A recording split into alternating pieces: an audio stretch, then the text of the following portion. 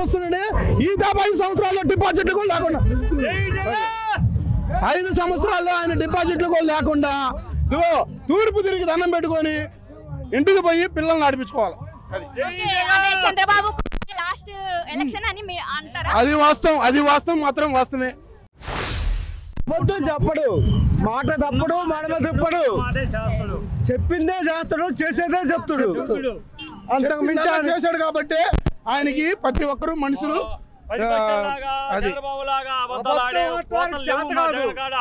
అబద్ధం ఆటో చేత కాదు. కుప్పంలో చంద్రబాబు ఓడిపోతున్నాడు.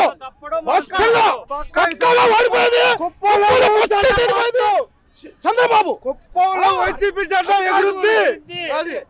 కుప్పం నడి బొట్టులో వైసీపీ జెండా ఎగురుద్ది. కుప్పంలో కూడా అంటే చంద్రబాబు అందులో కూడా జగన్ ఎగురుద్ది. జగన్ నిలబెట్టిన అభ్యర్థి 100% గెలిచేది ఆయనే.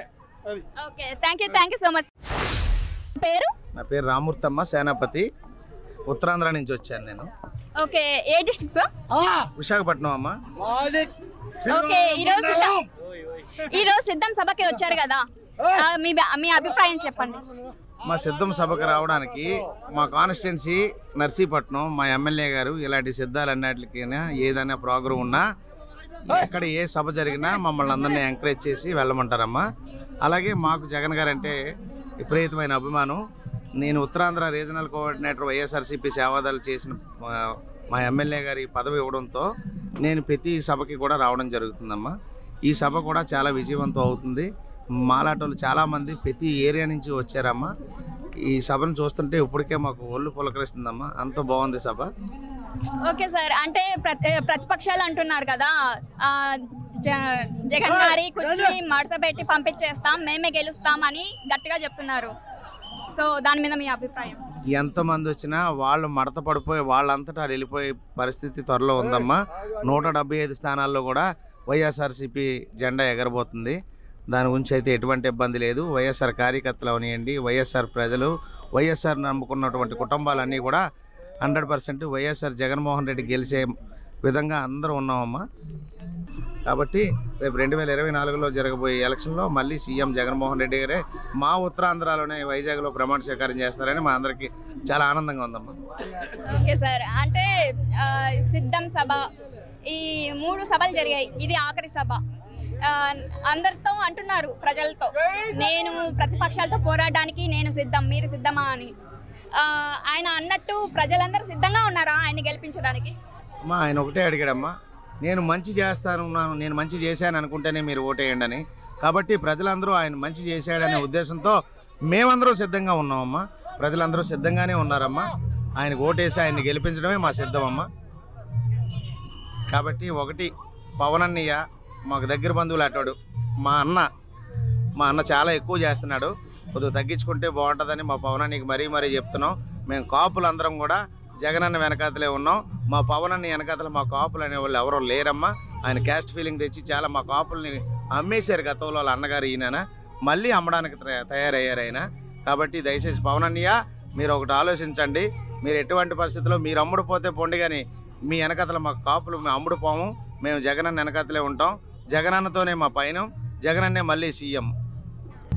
నా కాపు సంఘం అంతా నాకే సపోర్ట్ చేస్తారు. నెక్స్ట్ ఎన్నికల్లో నేనే గెలుస్తాను. ఈ పవన్ జగన్ అనేవాడిని మా కుర్చీ మడత పెట్టి పంపించేస్తాం అని వాళ్ళు సవాల్ చేస్తున్నారు. లోకేష్ కానీ, పవన్ కళ్యాణ్ కానీ, సో చంద్రబాబు గారు కానీ ఇలా మాట్లాడుతున్నారు. దానిపై మీ అభిప్రాయం చెప్పండి.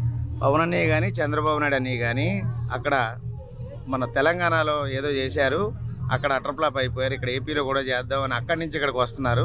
బట్ అక్కడి నుంచి ఇక్కడికి వచ్చినా పవన్ అన్నయ్య ఏమీ చేయలేడు.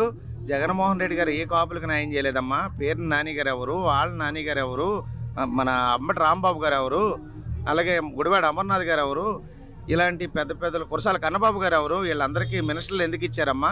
జగన్మోహన్ రెడ్డి గారు కాపులకి 100% న్యాయం చేశారు. టీడీపీ గవర్నమెంట్లో గత పార్టీలో టీడీపీ గవర్నమెంట్లో కాపులకి ఇది చేశాను, కాపులకి ఇన్ని మినిస్టర్లు ఇచ్చాను, ఇన్ని డిప్యూటీ సీఎంలు ఇచ్చానని ఎవరైనా టీడీపీలో సరైన నాయకుడిని కాపుని చూపించండి అమ్మా.